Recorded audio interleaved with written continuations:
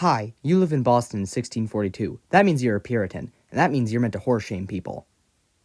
Meet Hester Prynne. She got pregnant with somebody who wasn't her husband, but her husband's probably dead. No, he isn't. He's right there. His name's Chillingworth. Not actually his name. We'll go back to him in a moment. Hester's up on the scaffolds, not to kill her, but because they want to shame her into revealing the identity of the father.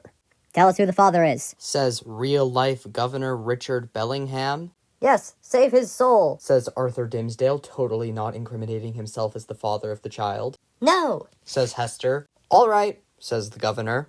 Sometime later, Hester is talking to her former husband, Chillingworth. I'm not mad, says Chillingworth, totally mad. Tell me who the father is, he says. No, I'm good, says Hester. All right, but I'm gonna make his life a living hell when I find him. So Hester finally gets out of prison and is immediately bullied by the entire town. Her and the child move to a small secluded area of town. Years pass, things change. The child, she has a name now, Pearl, and the children don't like her. Mama, who's my father? You have a heavenly father, child. God isn't real, dumb. Hester brings her child to talk to the governor, spending half a chapter walking down the stairs.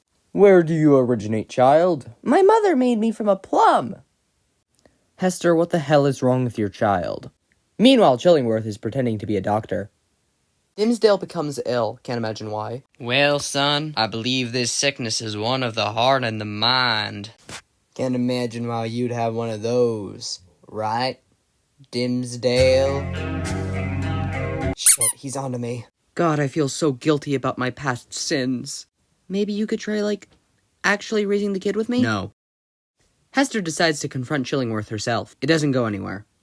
Yeah, so Chillingworth's my husband, and he's trying to kill you out of revenge. Could you have told me this sooner? I'm really ill. Intermission period, intermission period, intermission period.